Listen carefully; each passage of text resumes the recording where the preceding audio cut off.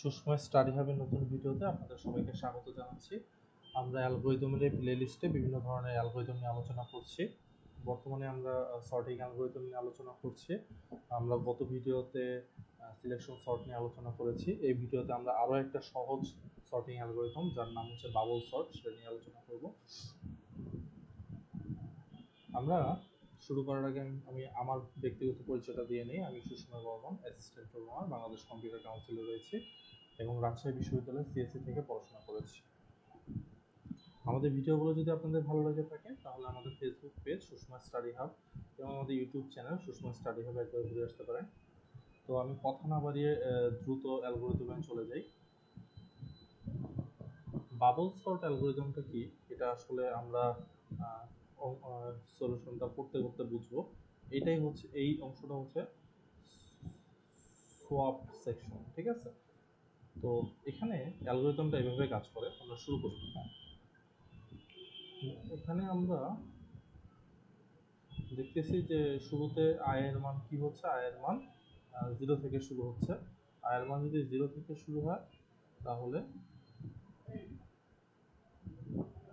আয়ের মান যদি আমরা দিই 0, আয়ের মান দিলাম 0, ওকে, তাহলে জে এর মান হবে i plus 1, J equal to i plus 1 মানে 1, ওকে। তো এখন আমাদের যেটা করতে হবে সেটা হচ্ছে যে জে এর সাথে আয়ের কম্পেয়ার করতে হবে। যে এই সেকশনটাতে জে এর সাথে আয়ের কম্পেয়ার করতে গেলে আমাদের লিখতে হবে এ জে অফ জে মানে হচ্ছে 1 লেস দেন এ অফ 0।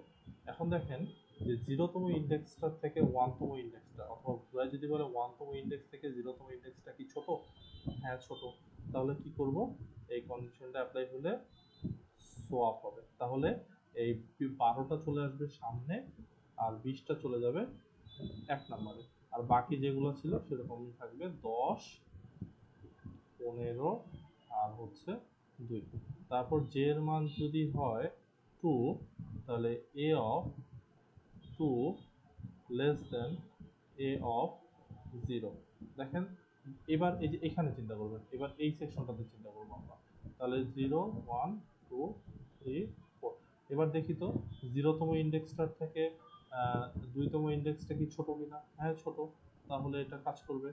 তাহলে কি হবে? সোয়াপ হবে।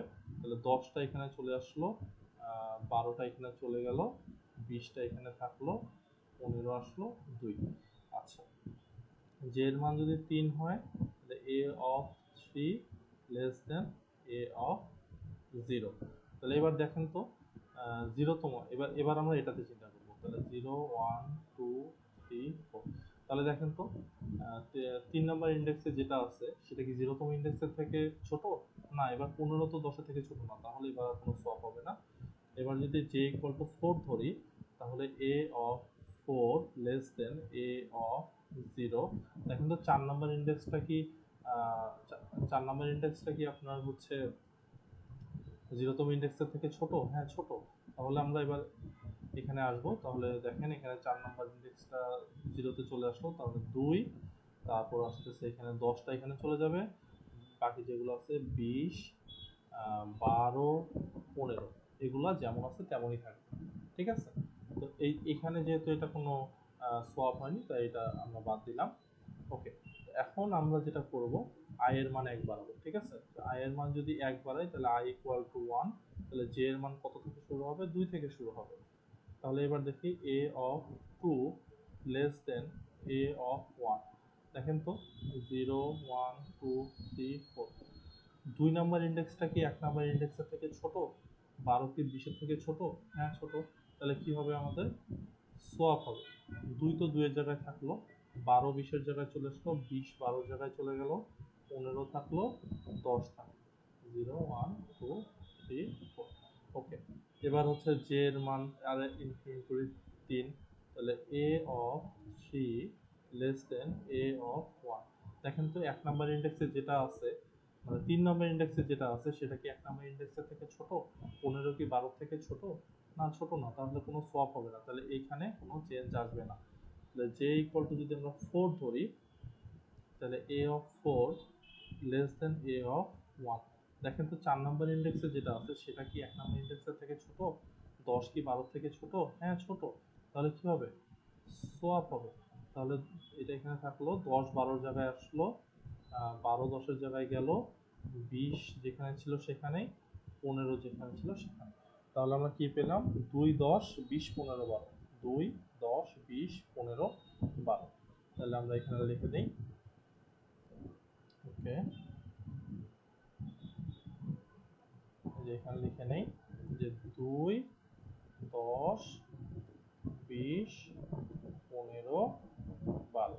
তাহলে এখানে দেখেন আমাদের হচ্ছে আয়ের মান এবার 2 থেকে শুরু হবে। তাহলে আয়ের মান যদি আমি 2 করি, তাহলে জে এর মান কত থেকে শুরু হবে? 3। তাহলে এ অফ 3 মানে less than a of I মানে 2। দেখেন তো, এইটাকে যদি আমি একটা অ্যারে ধরি, তাহলে এটা হচ্ছে 0 1 2 3 4। দেখেন তো 3 নাম্বার ইন্ডেক্সটা কি 2 নাম্বার ইন্ডেক্সের থেকে ছোট? 15 কি 20 এর থেকে ছোট? হ্যাঁ ছোট। তাহলে কি হবে? সোয়াপ হবে। তাহলে 2 থাকলো, 10 থাকলো, 15 20 এর জায়গায় চলে আসলো, 20 15 জায়গায় চলে গেল, 12টা এখানে থাকলো। ওকে, জে ইকুয়াল টু 4। তাহলে এ অফ 4 এ অফ 2। এখন তো 4তম ইন্ডেক্স, এবারে যে এটা ক্ষেত্রে চিন্তা করতে হবে। তাহলে 0 1 2 3 4। 4তম ইন্ডেক্সে যেটা আছে সেটা কি 2তম ইন্ডেক্সের থেকে ছোট? 12 কি 15 থেকে ছোট? হ্যাঁ অবশ্যই ছোট। তাহলে 12টাকে এখানে লিখলাম, 15টাকে এখানে লিখলাম, বাকিগুলো যেটা আছে 2 10 20। ঠিক আছে? তাহলে এটা হচ্ছে আমাদের নতুন অ্যারে। তাহলে 0 1 2 3 4। এবারে যদি আমরা আই এর মান কি করি? 3 করি, তাহলে জে এর মান কি হবে? 4 হবে। তাহলে a of 4 less than a of 3। দেখেন তো 4তম ইন্ডেক্সে যেটা আছে সেটা কি 3তম ইন্ডেক্সের থেকে ছোট? 15 কি 20 এর থেকে ছোট? হ্যাঁ ছোট। তাহলে আমরা 15টাকে 20 এর জায়গায় লিখবো, মানে এটা সোয়াপ হবে। ঠিক আছে? এখানেও এটা কি হয়েছিল? সোয়াপ হয়েছিল। আচ্ছা এটা এখানে লিখলাম। আর বাকি যেগুলো আছে 2 10 12। এবার যখন আয়ের মান কি হবে? 4 হবে, তখন জে এর মান 5 হবে, তারপর এই লুপ ভিতরের যে লুপটা সেটা ব্রেক হয়ে যাবে, তারপর আয়ের মান যখন 5 হবে, তো বাহিরের যে লুপটা সেটাও ব্রেক হয়ে যাবে। তাহলে আমরা দেখতে পাচ্ছি যে আমাদের যে সর্টেড অ্যারেটা সেটা কি 2 10 12 15 20। এটাই হচ্ছে আমাদের সর্টেড অ্যারে, এবং আমরা যে প্রসিডিউরটা ফলো করলাম এই প্রসিডিউরটা, এটাই হচ্ছে বাবল সর্ট অ্যালগোরিদম। তো এখানে আমি ক্রিয়েট করতে ভুলে গেছি বাবল। দেখেন বাবল সর্ট অ্যালগোরিদমের যে টাইম কমপ্লেক্সিটি সেটা সিলেকশন সর্টের ক্ষেত্রেও সেম ছিল।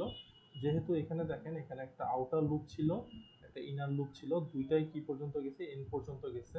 তাহলে দুইটা যদি এরকম যদি একটা লুপ থাকে, তার ভিতরে যদি লুপ থাকে, তাহলে প্রথম লুপটা যদি এ সংখ্যক ধরে আর দ্বিতীয় লুপটা যদি বি সংখ্যক ধরে, তাহলে আমরা জানি যে টোটাল ঘুরবে হচ্ছে এ বি সংখ্যক। তাহলে প্রথম লুপটা যদি এন সংখ্যক ধরে আর দ্বিতীয় লুপটা যদি এন সংখ্যক ধরে, তাহলে টোটাল লুপটা ঘুরবে কতবার সংখ্যক? এন স্কোয়ার সংখ্যক ম্যাক্সিমাম ক্ষেত্রে, তাই না?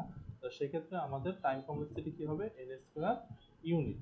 তাহলে আমাদের টাইম কমপ্লেক্সিটি হচ্ছে এন স্কোয়ার ইউনিট। আর অক্সিলিয়ারি স্পেস হচ্ছে এখানে, আসলে অক্সিলিয়ারি স্পেসের এখানে দরকারই নেই, কারণ এখানে একটা এখানে আছে একটা ভেরিয়েবল ব্যবহার হচ্ছে, তাহলে এখানে অক্সিলিয়ারি স্পেস হচ্ছে 1। আর এখানে আরেকটা জিনিস সেটা হচ্ছে যে এখানেও বাবল হবে। এখানে যেটা time complexity O of N square, সেহেতু এটা কি হবে? এটা অনেক স্লো হবে। স্লো হলে এটা কার জন্য কাজ করবে? স্মল ডাটা সেটের জন্য কাজ করবে, তাই না?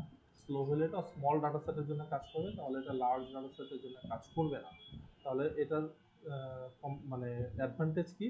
এটা যেহেতু ইজি, তাই এটা ইমপ্লিমেন্ট করাও ইজি, এবং সেটা স্মল ডাটা সেটে কাজ করে। সিমিলারলি এটার দুর্বলতাটাও এটাই, যেটা স্মল ডাটা সেটে কাজ করে, এটা কিন্তু লার্জ ডাটা সেটে কাজ করে না। তো আমাদের ভিডিওগুলো যদি আপনাদের ভালো লেগে থাকে, তাহলে আমাদের চ্যানেলটি সাবস্ক্রাইব করবেন, আমাদের ফেসবুক পেজটি লাইক করবেন, এবং আমাদের পরবর্তী ভিডিওগুলো দেখার আমন্ত্রণ জানিয়ে এই ভিডিওটি এখানে শেষ করছি। সবাইকে ধন্যবাদ।